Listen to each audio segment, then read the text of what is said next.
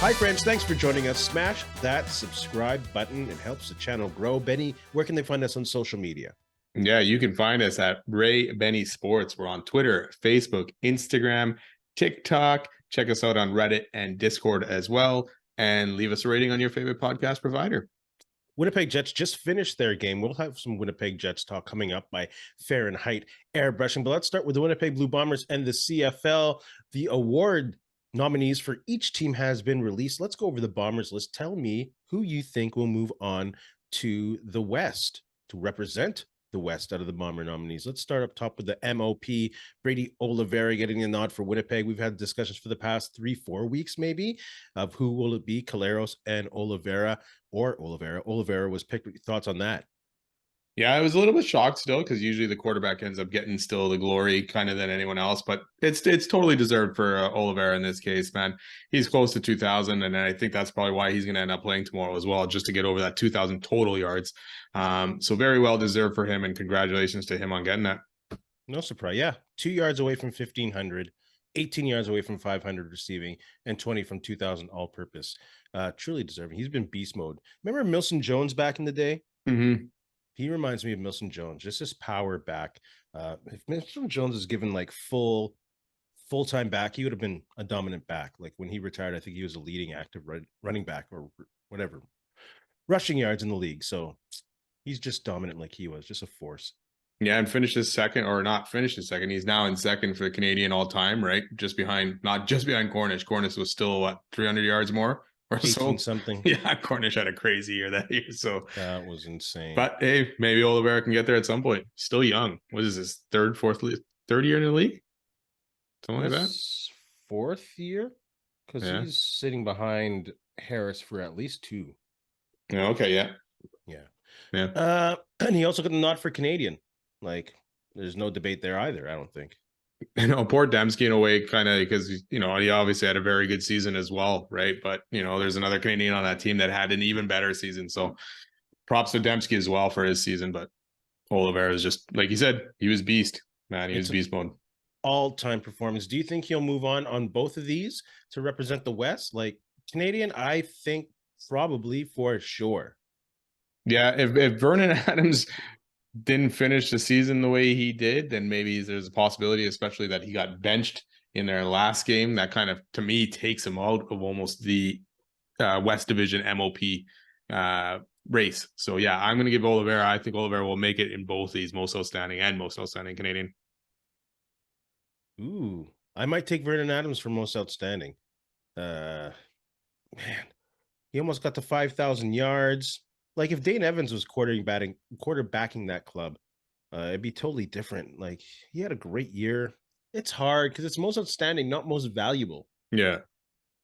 I think they'll go with the quarterback, though. I think the West will go with the quarterback. Let's move on to offensive line. Jamarcus Hardrick getting the nod. Thoughts there on what he calls the Stanley Bryan Award? Yeah, that was a bit surprising there as well, because like you said, it's been Stanley Bryant all the time. And I can't remember where I saw it today. Someone was advocating even it could have been Kolinkowski kind of thing. But yeah, a bit surprising on the hard. Not surprising, but mostly because Bryant's won it quite a bit. You're kind of shocked by that. But Hardrick's had a very good season and deserves it as well. Yeah, it's a left tackle. It's hard to get any media attention if you're not left tackle. Yeah. And he's just been like, I think he also could make this. There can be an absolutely good argument made for him going forward in the West. Bombers have number 1 in points, number 1 net offense, first in rushing, second in sacks allowed. So I think he will actually move forward as a Western nominee.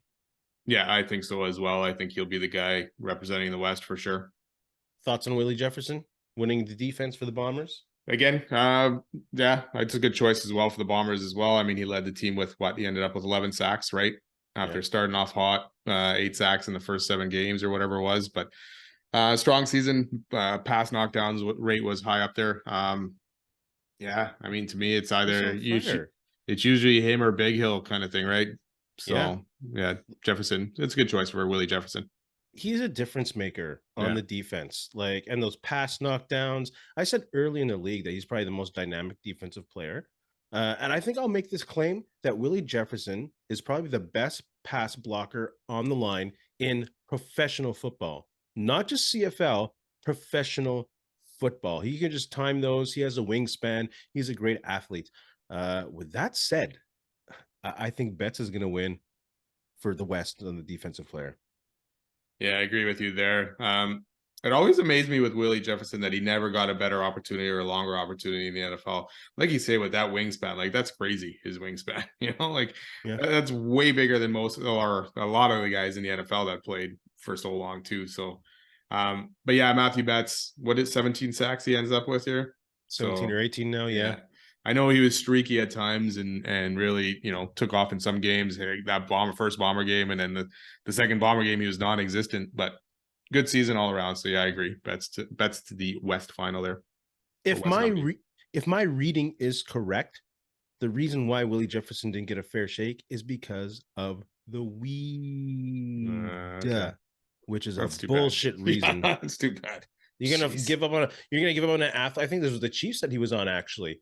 That's just, our blessing. Yeah, the CFL's blessing, not just ours. He had a great time in Edmonton and Saskatchewan. So yeah, and he loves the league, man. So he probably looks back on it and says, "Yeah, I would probably love to play there," but it worked out well for him too. He should totally be a face of the league. Like, come on, CFL marketing. Sergio Castillo had a great season. Thoughts on him getting that nomination? Will he move forward on the West?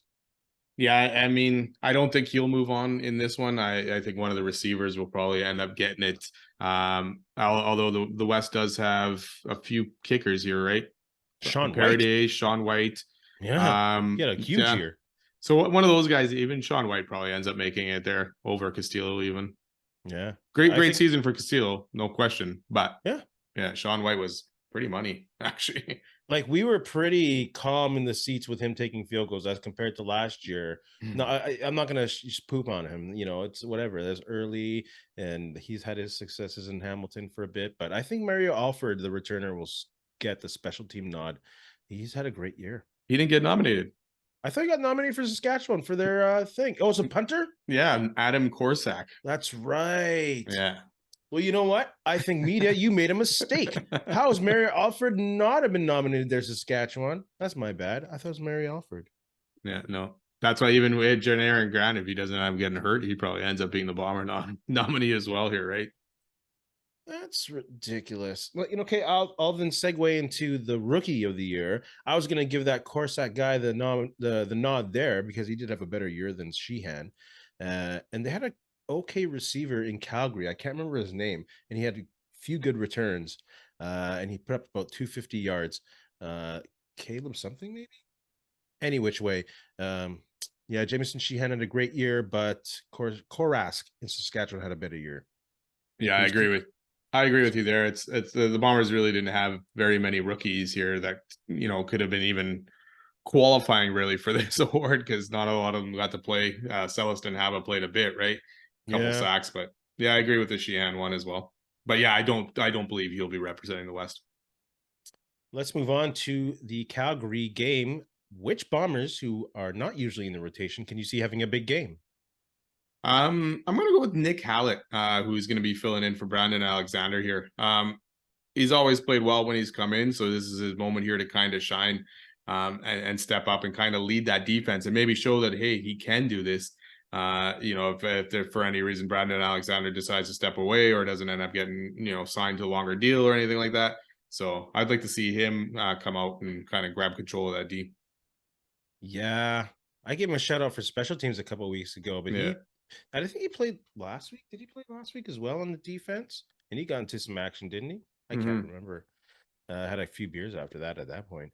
I'd like to see Celestin Haba shine against the Stamps. He has like 4 sacks in 7 games. Yeah. Calgary has a pretty good O-line. I think they're tied with the Bombers for the amount of sacks with 32. Toronto has only allowed 17 sacks all year. Yeah, that's crazy. So I'll take Celestin Haba maybe on the defense, and Johnny Augustine will probably have some opportunity to shine. And I think O'Leary Orange will have a good game. With the Lawler probably will not play the whole game, and O'Leary Orange might be the number 1 deep threat. So O'Leary Orange. Yeah, and there's a couple guys who are in their first year that are getting some action here. Drew Richmond on the O-line. Not that I think they'll have a big game, but I'd like to see them, I like that they're getting this opportunity, and hopefully they can end up doing something. Even wide receiver Ravi Alston, first year in the league, first game that he's going to get to play. So I'm looking forward to it, and I'm excited for these guys to get that chance. Shoot, I'm excited to watch this game too. Yeah, you get to see some different guys in there, right? Yeah. So, Bomber strategies for the win. I want to see Drew Brown slinging it all over the place. Get Oliveira his yards and all that stuff, but I would like to see Drew Brown get the opportunity to throw it around, get used to this offense a little bit more, just in case anything happens in the playoffs with Claros. At least Drew Brown goes into it feeling comfortable. So hopefully we see some offensive flair tomorrow. Oof. I'd like to see that too. He didn't have a great game against Calgary last time. Yeah. Probably like 170 against him, I think, or something like that. Oh, that was a field goal fest. 1918. Woof. I just heard the one interception return too for the Bombers, right? Yeah. That was it. Yeah. D-line domination. I'd like to see them get in Meyer's face and stop that running game. Yeah. It'll be tough because that D-line hasn't had a lot of snaps together. And D-line is, not as much, I think, as O-line, but still, they need to be able to read each other without saying it, just be able to play off each other. So, yeah, if they can get Calgary off that running game early, Meyer shows he's not the guy. I still don't believe he hasn't been the guy, but props to him. He hasn't thrown an interception in like a month or so. So yeah. don't sleep on him either. That's what he's got to do. Game manager, really. Yeah, absolutely. And make a few big plays especially if you have Beggleton in there. Just put the ball up in the air for that guy. Exactly. Yeah. Oh my goodness. Offense, I think they have to get the running game going. The Calgary is the third worst rushing defense in the league. So they just got to feed Augustine, get Oliveira that 2,000 all-purpose, and just run it. Don't put too much playbook in the air. Don't show people too much. That's the thing. The one thing I'm thinking too with Drew Brown slinging it, doing it's kind of a vanilla offense, right? Nothing too crazy. You're not, moving guys around. You're not running wide receivers and all like the Dembski plays and everything like that. Dembski's not playing anyways in this game, but yeah, keep it simple. I'm still thinking about Mario Alford. Was he injured for something like that? Why wasn't he? Did he not play a full slate of games? I don't know. I'm trying to think when I heard his name, like in the last, like I remember in the Labor Day game, he was really good. Then the Bombers shut him down at Banjo Bowl. Yeah. And then I'm trying to remember after that if I kind of heard his name, and nothing's coming up. Yeah, maybe that one game is just staying in my brain. Yeah. I was like, oh, he must be the nominee. Any which way. What does Calgary have to do to beat the Bombers? You just basically said it. Run the ball. Like you said, Jake Maier is not the guy to sling it around. Kadeem Carey's not playing in this one, but Mills and Logan are. So just pound that ball and run it. Because like you say, that Bomber front seven is basically all rookies or new guys, starting their first game. I think Malik Clements is in there. And he's really the only guy name that I recognize kind of in that starter position, right? So they'll have to attack that, and they should have a good opportunity to win this game. I'm gonna be lazy and just flip flop it. The D line has to create pressure against the Bombers. Stanley Bryant is not playing. Like we mentioned earlier, they didn't allow Drew Brown to get comfortable and get into a rhythm like he did the week prior against the Elks when he went nuts. I totally thought he was going to kick Calgary's ass after that game. Yeah. And then Calgary just shut him down. They didn't let him get comfortable. They got to him about 4 times, I think. 3-4 sacks they got. But they just kind of mess with Drew Brown. He's not a huge quarterback. You don't want to see him run too much because, again, he's small. You don't want to see that guy getting hit. So, yeah, if the D-line can cause some trouble in the chaos on the line, I think they got it. Yeah, it'll be interesting how that O-line for the Bombers holds up. Oh, boy. Hey, it's maybe a glimpse into the future. Yeah. A glimpse into the future. How many more years can Pat Neufeld play? And Jamarcus Hardrick and Stanley Bryant. Not saying that they're close to being done, but still, everyone, Mother Nature or whatever, undefeated. Yeah, I'm surprised even that some of those guys are starting, like Gray or even Neufeld, really, and that Dobson's not starting or something in his place. But for now, it looks like Neufeld is starting. We'll see how long he plays. But Tui, yeah, Tui's in there, as a backup right now, anyways. But I'm sure these guys will get there. Get into the game at some point. Yeah. Let's move on to quick and dirty predictions. Yep. Bombers Stamps. Who do you got? I'm going to go with Calgary just because they're at home. Bombers usually stink it up in Calgary, and there's just really nothing on the line here for either of these two teams. So I'll pick Calgary. Yeah, I think the Stamps will win at home. They'll commit to that running game. The Bombers' offense will be stale. They won't get into the rhythm, and Stamps will finish at home. Just hoping right now, get out of this game with no injuries anywhere. Really, Oh, that's it. knock on wood, Yeah, whatever it is. exactly. Tie Cats, Owls, who you got? I'm gonna go Montreal just because I think they want to keep that winning streak going against all the lower opponents or the worst teams in the league. Plus, I don't think they want to give Hamilton too much momentum going into that next week's game in Montreal for these semis. So Montreal. I'll go Tie Cats on the road. Montreal doesn't have anything to play for right now. I think they won't be revealing too much. They'll hold their whatever hand close to them. And I think this Hamilton is still trying to find their rhythm with Bo Levi Mitchell and the receivers in the offense. So they'll probably use the snaps to get prepared. So I think Tie Cats on the road for this one. Argos Red Blacks. Red Blacks just don't have the horses. You know, we've seen that over the past couple of weeks, and Argos have depth to be competitive with the Bombers with some of their backups. So I think Argos on this one. Sorry. Yeah, I think Argos as well. They'll end up getting win number 16. This is a tough game for Ottawa. You just came off. You were eliminated. You came off a bye. Now you got to play again this week. This week might show if they play hard how these guys want to play for Bobby Dice or how the season ends. But Yeah, it's going to be a tougher game for them to get motivated. Really. So Toronto for me as well.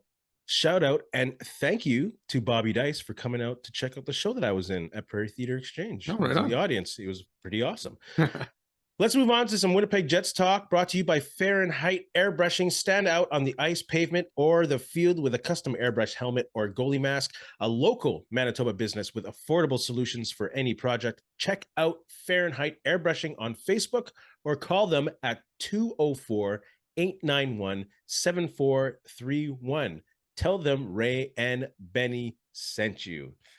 Man, sometimes I want to say, come on down. Winnipeggers, if you know what I'm talking about. I know. But hey, that's crazy. Every time I drive by, it's burnt down. Is it really?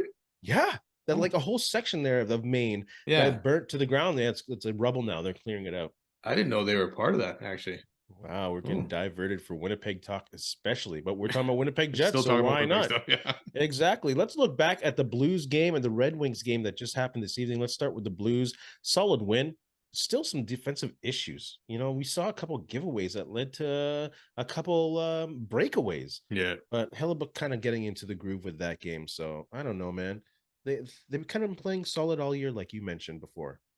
Yeah, very good game. They outshot the Blues. They outplayed the Blues. The Blues only ended up 20 shots, but like you say, they had some quality chances because I don't know how many breakaways they had or partial breakaways even in this game. You know, but the Jets stood up. Helly stood up for it. And like you say, he's getting in his groove now. So it's good to see. And it was good to see other guys get on the board. David Gustafson scored his first goal in 5 years. Beautiful setup from Perfetti. Nice. I mean, he hasn't played much, you know, probably only like 50 games, but still, it's crazy. Still. And then Mason Appleton, you know, getting on the board too. Nice setup by Lowry. So good to see those guys chip in and the Jets dominate a division opponent. My boy, Mason Appleton. He's rolling. I know. You got my text, Apple. I'm going to move a question up only because Nick Ehlers had one missed shot attempt as a stat for that whole game against the Blues. He did score against the Wings this evening. Is there concerns on your part on his slow start? Yes, there is, but it's good to see him get that goal tonight, and maybe he's getting that monkey off his back. He was coming into this game only with 2 assists. He was a -3, only 10 shots on goal too over that span of the 6 games. So I expected big things at Ehlers. I made my predictions earlier. I thought he'd lead the team in scoring. That's not looking good so far. But again, 6 games in, good to see him score tonight. But they really need him to contribute more and finish more. And maybe it was because he didn't play in preseason, right? He sat out most of preseason. So maybe he's taking some time to get back into it and figure out, you know, how to play again kind of thing. So yeah, maybe he's not even 100% still. That too. Who knows? But also keep in mind, he has also been a streaky scorer. Yeah. When they come in bunches hard, like lots. But then when it's dry, it's dry. Yeah. You know what I'm saying? And this is a new line, and they just did some schnaveling with the center and the wing. So let him settle in now. That wasn't even a word I just used. Yeah, Chanel. Chanelvalin. But it's now is a word now because Now. both you and I remembered it. That's awesome. Yeah, Ehlers. So I'm not as concerned. Yeah. If this progresses like 10 games into the season, and he's still stuck at this one goal and whatever many assists, then I'll be concerned. But right now, I'm not too concerned about Ehlers. Yeah, now it's Nemestikov at center while it was Niederreiter on the wing, right? Before, right? So they switched that up a bit, yeah, like you said. So yeah, good to see him get one tonight. It was a nice one. And I'm really liking these guys, Iafalo and Niederreiter playing. Well, Niederreiter was here last year at the end of the year, but Iafalo's really looking good. Like that guy's making opportunities. He's up and down the ice, fighting for the puck. What a great acquisition that guy is. Yeah, so far with Velarde getting hurt, he's been the best one of that bunch that came over. But yeah, it's good to see him play. Every time he played for the Kings, he was always kind of playing hard. Like I used to hear his name constantly through a Jets game against the Kings and kind of hate the guy or whatever, right? But yeah, it's good to have on your team, and he's fit in well with Scheifele and Connor. Yeah, no doubt, eh? Jeez. Red Wings? Should we move on to the Red Wings? Yeah, good. Was it last game that Kupari went nuts and went up and down the ice at the fastest clock time in the league so far this year? Yeah, that was last game for sure. Like that guy and Barron also playing. That's got to be encouraging for you because you were really concerned about the bottom six. And Kupari and Barron specifically have been great for the bottom six so far all year, not just the Blues game. Yeah, and Barron ended up scoring last game, empty netter, but he ended up scoring. That's his second of the season. So yes, sweet. So far, those guys, like you say, your boy Appleton's chipping in. He scored another one tonight as well. Mm-hmm. So he's got a few goals. So yeah, that bottom six right now is doing a good job of helping those top two lines, especially when Ehlers, hadn't scored until now, kind of thing. So and then Niederreiter put in an empty net tonight as well. So sweet. You get to see some of these guys get going and different guys scoring because the Jets will need it. It's a good sign to see Gustafsson out there late in the game to score. They trust him defensively. And then he put the empty netter in, which is good, man. That's depth on that team. So far, so good. Yeah, it's too bad that once Velarde comes back, Gustafsson's probably the odd man out again. Well, he's making a hard case, though, but it is pretty much, eh? Yeah. It's a good problem to have, but you don't want a player like that to get cold either. No. Shoot. One thing with the Jets tonight, very good first period against Detroit. Outshooting them, outscoring them, and then they kind of sat back a little bit. There was times in this game that Detroit actually dominated and kept the Jets pinned in their own end, and Hellebuyck kind of stood on his head a little bit. Faced 35 shots to Reimer's 24 tonight. So, that was saved. So 36 shots total. But so great game by him to kind of keep the Jets in it because Detroit had some great opportunities. Yeah, Hellebuyck had a great second and third. Yeah. Especially when coming out of the second. Detroit, like you said, came on hard. Well, any which way. Yeah, so they're looking. Why are you laughing? You know what I'm talking about. That's horrible, though. And their power play, penalty kill played good. And they had a scoring opportunity just after that. And I think it was Appleton also who was in the mix with that goal, man. With that opportunity, sorry to say. Yeah, very good effort. And Cole Perfetti set up Ehlers today as well. So he's a few assists already on the season for him. Morrissey, I just realized this. So he's at 6 assists already so far. So another good start to him when everyone was expecting him to taper off quite a bit, right? Maybe he's not scoring the goals like he did early last season, but still in the mix for assists. There's a great thing in the game today. I was watching the American feed of it. Sorry. So I don't even know who was doing the commentary. But they showed the way Morrissey works in the corner, especially against big guys, and how he uses his body and momentum to spin off of the guy and get onto the puck. It was amazing to watch that guy play. So my concerns about him being small still are there, but he's taking care of himself. Yeah, he's learning how to play with it, right? He's making sure he knows what he's doing. Just talking about the way Detroit took over, 19 shots in that third period for Detroit. 19. And some really quality chances too. So. They are still giving up a lot of those dangerous chances. Yeah, they still haven't cleaned that up enough. Appleton with a goal to get that 2-goal lead, that 3-1, and that's the second game in a row with a goal. Yeah. I'm going to get that jersey. Yeah, you can't slag him now. Shoot. 3 goals already on the season, man. I'll have to wait on that Ford jersey for a while as well. Let's discuss the next two games. They got the Canadiens and Rangers, two original six teams, and of course the return of Wheeler. But let's start off with the Canadiens. Impressive with this young team at 3-2-1. But if the Jets continue to play like they played, especially the last two games, I think they'll take care of the Canadiens. Yeah, I agree as well there. The one thing that concerns me is always when they go to Montreal, or the majority of the time in Montreal, they seem to struggle and not play well, no matter how much better they are than Montreal. But penalty kill, power plays, looking at both these teams are pretty similar. Their numbers are pretty much the same. For Montreal, though, this will be their fourth game of the week. So they may be, a little bit tired at the end of it. So hopefully the Jets can take this one in Montreal. And it sounds like Brossoit is starting. Okay.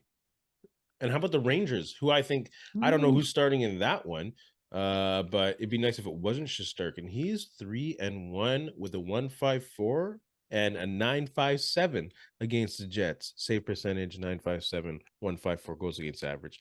But what are your thoughts on that game with your boy coming back to town? Blake Wheeler coming back to town. So that'll be an interesting one. He'll obviously get his cheers at the video tribute part. I'm sure there's no one going to be booing him like they did PLD or anything like that. So No. So for the Rangers, it's the end of a 5-game road trip through the West. Started in Seattle, playing every Canadian team. So far, they were 2-0, playing the Rangers, I believe, tonight. So they may be done and tired by the end of it. So this is a great opportunity for the Jets to pounce on that, because they're going through different time zones as well for each one of them. I think they were in Seattle, then Edmonton, then Calgary, then back to Vancouver, then to Winnipeg. So it'll be an interesting one. But like you say, a good start for the Rangers on the season. They're 3-1 on the road. 2 games where they gave up a bunch of goals, but other than that, they've been pretty stingy. So, and power play is at 30% so far. Miney scored a couple goals in Winnipeg. Miney, yeah. Dubois scored that first goal. Yeah. I have a feeling Wheeler is going to score as well. And his line has not scored a 5-on-5 goal yet. No, and he has no points yet. No, they're reducing his time, especially in the third period, because apparently, or maybe speculatively, his defensive game is lacking. What? So yeah, I think the Jets' chances depends, like I said earlier, who's in net. Well, not just that. Hellebuck has to play well too. Yeah, because that's going to be a fight. That's a good team. Yeah, they got firepower, right? I'm assuming after Brossoit starts on Saturday, Hellebuck's starting this one. So yeah, they got some firepower. Panner and all those guys, man. It's not going to be an easy game. It'll be tough. Rangers games are always tough, but like they're at the end of that road trip, so maybe that'll help the Jets. Is Trouba injured? Like, why haven't we talked about that dude? No, as far as I know, he's still in there, but so they got to deal with him and Adam Fox. Are you kidding me? Yeah, that's a good team. And they're up 2-0 on the Rangers, or on the Oilers right now. So, well, the Oilers don't have Connor McDavid still, right? No, they don't. And they don't have a goalie either. That team, those guys, those fans are gonna riot soon. Oh, who's their GM again? Holland. Old school. Yeah. Give me a break. How long till Woodcroft's on the hot seat there? Can't be much longer, right? Not that he should be, but Edmonton, man. The talent there is, oh man, any which way. Not like we don't have our own issues in Winnipeg. Sure. Let's talk about Mark Chipman, the interview that he had with oh my goodness, the guy from Darren Dreger. Yeah, Darren Dreger. Thank you very much. Working for a bigger network now, but what are your thoughts on that? The words he said, the info that he shared or didn't share? I like it. I like the way he handled it. Kind of stepped back a little bit from that, whatever they sent out in spring, the threatening kind of stuff. And I think they realized they probably took the wrong step there and realized where people are at right now with money-wise, cost of things and everything like that. And they had to see the big picture, right? But it sounds like the team is stable. It's way different than back in '96 or anything like that. So the issues of relocation are not there at this moment. And if this carries on for 5 years, maybe it'll be different. But like he said in that interview, not on their watch. So as long as he's owning his team, it's staying in Winnipeg, and they'll do everything to make it work. And they realize, I like kind of stuff. Like he mentioned how selling the tickets. You sold it quickly to fans. So the fans kind of took it, and that took away from any corporate, besides the boxes buying, right? So now they got to focus on that and get some businesses in there that can help support more of these ticket sales and go from there. Yeah, I that's a thing. Like, yes, they got to get corporate sponsorship and support, but when you look at the lower bowl, that's pretty packed. What big time companies want to give their clients tickets in the 300 section? You know what I'm saying? It's not like Toronto where there's plentiful room, where even when you're in the 200s, you're in a pretty nice seat. So I think a lot of Winnipeggers just got to realize this is the whatever the finances of an NHL team because they aren't going anywhere. Like I said a couple weeks ago, Chipman is building up downtown. He's building towers there. There's going to be hotels there. Like he's invested in downtown, and the centerpiece is Canada Life Center. And Canada Life Center is not a seller without an NHL team. So the fans got to realize that's the economics. That's the word I was looking for of the NHL. I agree that maybe our combined prices for a ticket and a beer should be closer to Ottawa's because they're like 35 something dollars. And we're closer to Vancouver, who's like at 75, 76.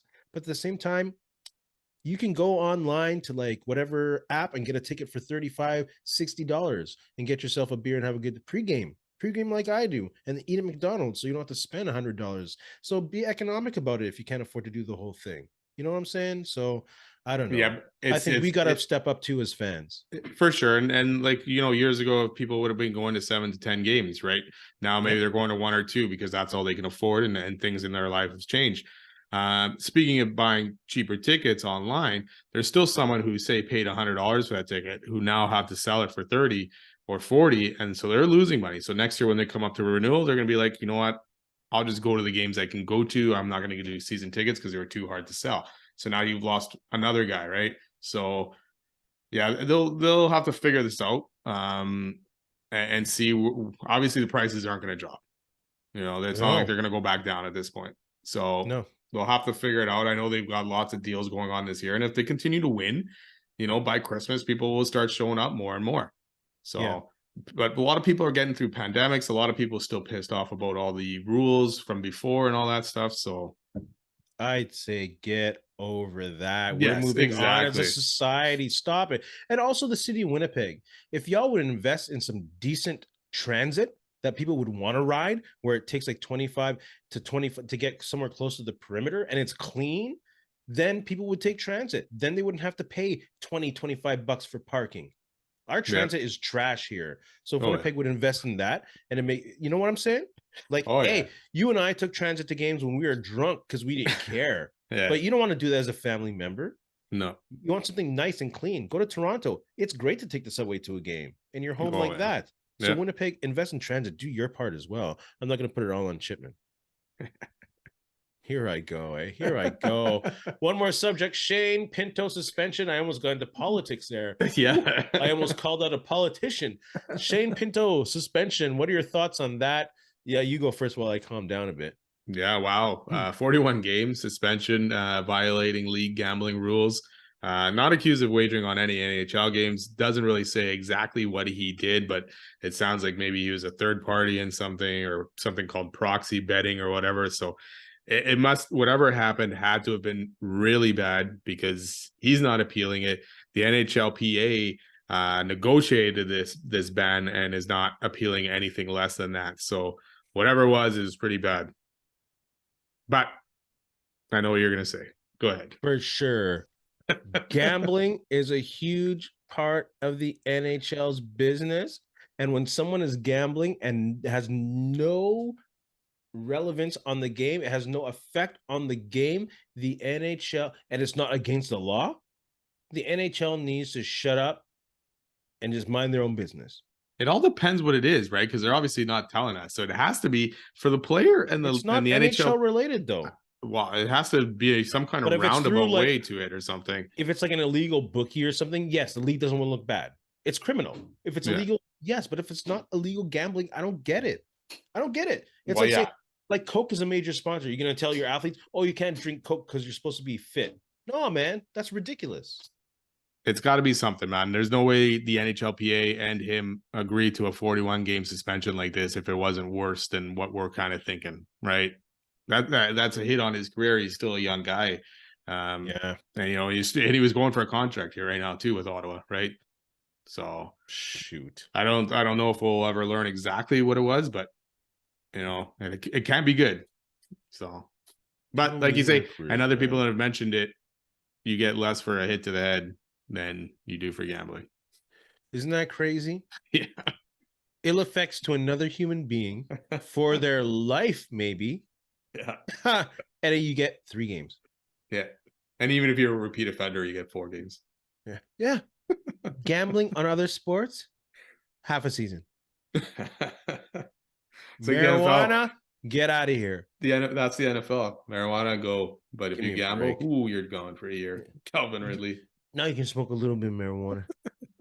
Can you? Yeah. Smoke that little bowl on the day off. But drink a lot of water and pee. Yeah, there you go. Or do that clean test or whatever it is. The Wizinator. Oh, remember him? He was about to play Ontario Smith? Yeah. He was about to play for the Bombers, and didn't he have that in his bag? Yeah. Clown show. Was that before or after the Bombers supposedly signed Adam Pac-Man Jones? Oh, geez. I think it was that had to have been that had to have been after, yeah. After, yeah. In the words they would have learned Archie their lesson Bunker, those were the days. Benny, you have anything to say to our friends? Jeez. Thanks a lot for listening, everybody. Thank you to Fahrenheit Airbrushing, and have a good weekend. Am I going to get canceled for just quoting Archie Bunker? Get out of here.